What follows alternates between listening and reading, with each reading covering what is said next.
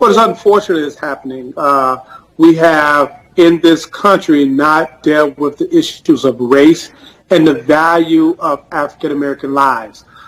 In Minneapolis, we are seeing this because of one individual, the district attorney, who has refused to move with the times. We commend the city, the police chief, and the mayor for taking aggressive actions. It is undisputable that the camera positionings gave us the facts of what was taking place. The standard is probable cause. We have plenty of probable cause that these officers committed the murder. And finally today, one of the officers have been charged and brought into custody. Governor Tim Walz recently addressed the public, and he said that there would be a reckoning of the inequalities that led to this event. What does that look like to you, and what do you think needs to happen to bring about equality in terms of not only what's happening in Minnesota, but throughout the United States? Well, last year, the NAACP, we issued an economic report on the city of Minneapolis. And we had a forewarning in there if the gap in social mobility, economic opportunity was not closed in that city, it was like a powder keg. Something was bound to take place. And what we've seen this past week is that something taking place. What about elsewhere? Because this is not the only time this has happened in the U.S.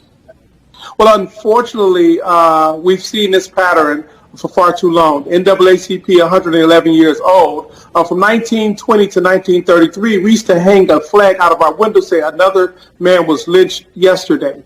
We are at a point now that we have to hang out that flag once again on social media to say we're done dying. Because far too often across the country, the value of the lives of those who are being victimized by law enforcement for all practical purposes is something that needs to be reevaluated, that we are equal under this Constitution, we are human, and there's a moral question here for many people to really grapple with, that we are as much citizens and human as anyone else in this country. You mentioned the hashtag We Are Done Dying here, and that you're hanging out a virtual flag on social media that another person has died. What actions is the NAACP taking to bring about those discussions of equality? Well, we are moving the discussion so people can take action. The action for us is in November at the election poll. When you see the incident that took place in Georgia, the district attorney unwillingness to act, that same district attorney will be on the ballot in November. And now, because of the inaction, there's an opponent in the community in Georgia. They will be voting at record highs as a result of that. We've seen it also in Minneapolis, where that district attorney and elected officials have refused or were slow to act. And I can assure you, once he's on the ballot, there's going to be a heightened movement towards the polls. We've seen that across the country, whether it's the election of the district attorney in Chicago or in Jacksonville, Florida, or in Columbus, Mississippi. There's an aggressive piece of activity that people are beginning to pay attention to, that in order for there to be justice, in order for police officers to be held accountable, we have to have district attorney offices that truly believe that everyone should be afforded equal protection under the law. Speaking of justice, Governor Walz said that there will be swift justice for the officers involved in this incident. What does that look like? You know, I would ask the governor, how would he define swift? We are seeing across the nation the video footage of a murder that was being conducted in broad daylight. In fact, we've seen that same coverage from many different angles and many different cameras. And just today, we are now finally seeing one of the officers being brought into custody. One, not all four, only one. So I don't understand the definition of swift in the case the governor is speaking of. So what are you looking for specifically then, if this is not swift by your definition?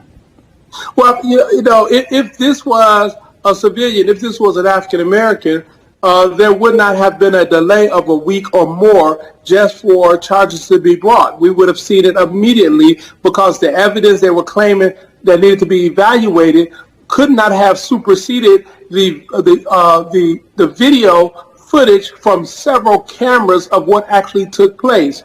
Mr. Floyd did not resist arrest. He was handcuffed. He was being led to a police car. He was then straddled down on the ground by 3 officers after repeatedly saying that he couldn't breathe. After them seeing blood come out of his mouth, they continued with that type of aggressive policing. There would not have been a delay in the arrest of those officers. As swiftly as the police chief terminated them and they were no longer police officers, they should have been brought into custody immediately following. That's what we call swift. You know, we've seen the protests that then escalated. There's more protests scheduled this weekend, not only in Minnesota, but throughout the United States. Taking everything that's happened this past week into consideration, what are you most hopeful for? Well, we're hopeful that as we move forward, that nonviolent, peaceful protest is an indication that the system has broken down, that there is no true justice. But when the justice system actually works for all of the community, and there are opportunities for all of the community, there will be no need for these type of protests. As NAACP, we absolutely oppose rioting. That never solves anything, but peaceful protest is a way for the citizens of this country to bring forth grievances of injustices as we see them. Derrick Johnson is the president and CEO of the NAACP. Thank you very much for taking time out of your day to speak with us.